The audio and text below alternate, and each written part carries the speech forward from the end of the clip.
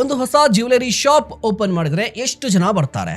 ಆದರೆ ಅದೇ ಶಾಪ್ ಓಪನಿಂಗ್ಗೆ ಒಬ್ಬ ಸ್ಟಾರ್ ಹೀರೋಯಿನ್, ದೇಶದಾದ್ಯಂತ ಗುರುತಿಸಿಕೊಂಡಿರುವ ಸೆಲೆಬ್ರಿಟಿ ಬಂದ್ರೆ ಒಂದೇ ದಿನದಲ್ಲಿ ಲಕ್ಷಾಂತರ ಜನರಿಗೆ ಆ ಶಾಪ್ನ ಹೆಸರು ಗೊತ್ತಾಗುತ್ತೆ.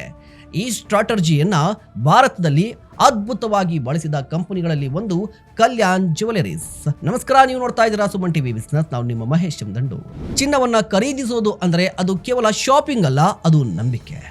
ಗ್ರಾಹಕ ತನ್ನ ಜೀವನದ ಉಳಿತಾಯವನ್ನ ಒಂದು ಜ್ಯುವೆಲರಿ ಶಾಪ್ಗೆ ನೀಡ್ತಾನೆ.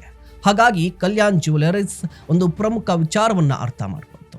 ಮೊದಲು ಬ್ರ್ಯಾಂಡ್ ಮೇಲೆ ನಂಬಿಕೆ ಬರಬೇಕು, ಆಮೇಲೆ ಸೇಲ್ಸ್ ಬರುತ್ತೆ ಅಂತ.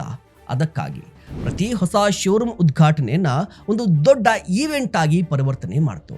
ದೇಶದಾದ್ಯಂತ ಪ್ರಮುಖ ಸಿನಿಮಾ ತಾರೆಯರು, ಪ್ರದೇಶಕ್ಕೊಬ್ಬ ಪ್ರಮುಖ ಸೆಲೆಬ್ರಿಟಿ, ಗ್ರ್ಯಾಂಡ್ ಓಪನಿಂಗ್, ದೊಡ್ಡ ಮಟ್ಟದ ಮೀಡಿಯಾ ಕವರೇಜ್, ಸಾವಿರಾರು ಜನರ ಸಮ್ಮುಖದಲ್ಲಿ ಉದ್ಘಾಟನೆ. ಒಂದೇ ದಿನದಲ್ಲಿ ಆ ಹೊಸ ಶೋರೂಮ್ ಬಗ್ಗೆ ಲಕ್ಷಾಂತರ ಜನರಿಗೆ ತಿಳಿತಾ ಇತ್ತು.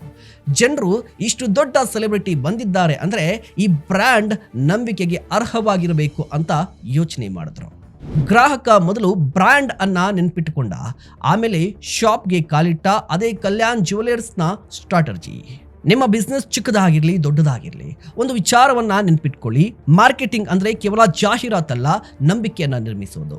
ನೀವು ಪ್ರತಿ ಲಾಂಚ್ ಅನ್ನ, ಪ್ರತಿ ಓಪನಿಂಗ್ ಅನ್ನ, ಪ್ರತಿ ಹೊಸ ಪ್ರಾಡಕ್ಟ್ ಅನ್ನ ಒಂದು ಈವೆಂಟ್ ಆಗಿ ಪರಿವರ್ತಿಸಿದ್ರೆ ಜನರೇ ನಿಮ್ಮ ಬಗ್ಗೆ ಮಾತನಾಡಲು ಆರಂಭಿಸ್ತಾರೆ. ವಿಸಿಬಿಲಿಟಿ ಹೆಚ್ಚಾದರೆ ಕ್ರೆಡಿಬಿಲಿಟಿ ಹೆಚ್ಚಾಗುತ್ತೆ, ಕ್ರೆಡಿಬಿಲಿಟಿ ಹೆಚ್ಚಾದರೆ ಸೇಲ್ಸ್ ಹೆಚ್ಚಾಗುತ್ತೆ. ನೆನ್ಪಿಟ್ಕೊಳ್ಳಿ, ದೊಡ್ಡ ಬ್ರ್ಯಾಂಡ್ಗಳು ಕೇವಲ ಶಾಪ್ಗಳನ್ನು ಓಪನ್ ಮಾಡೋದಿಲ್ಲ, ಚರ್ಚೆಯನ್ನು ಹುಟ್ಟು ಹಾಕ್ತವೆ. ನಿಮ್ಮ ಬಿಸ್ನೆಸ್ನಲ್ಲೂ ಯೋಚಿಸಿ, ನಾನು ಕೇವಲ ಒಂದು ಶಾಪನ್ನು ಓಪನ್ ಮಾಡ್ತಾ ಇದ್ದೀನಾ ಅಥವಾ ಒಂದು ದೊಡ್ಡ ಈವೆಂಟ್ ಕ್ರಿಯೇಟ್ ಮಾಡ್ತಿದ್ದೀನಾ ಅಂತ.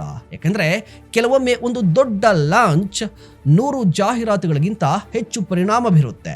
ಒಂದು ಸರಿಯಾದ ಸ್ಟ್ರಾಟಜಿ ನಿಮ್ಮ ಬಿಸ್ನೆಸ್ಸನ್ನು ನೆಕ್ಸ್ಟ್ ಲೆವೆಲ್ಗೆ ತೆಗೆದುಕೊಂಡು ಹೋಗುತ್ತೆ. ನೀವೇನು ಹೇಳ್ತೀರಾ? ದಯವಿಟ್ಟು ಕಮೆಂಟ್ ಮಾಡಿ. ಇಂತಹ ಮತ್ತಷ್ಟು ಕಂಟೆಂಟ್ಗಾಗಿ ನೋಡ್ತಾ ಇರಿ ಸುಮನ್ ಟಿವಿ ಬಿಸ್ನೆಸ್.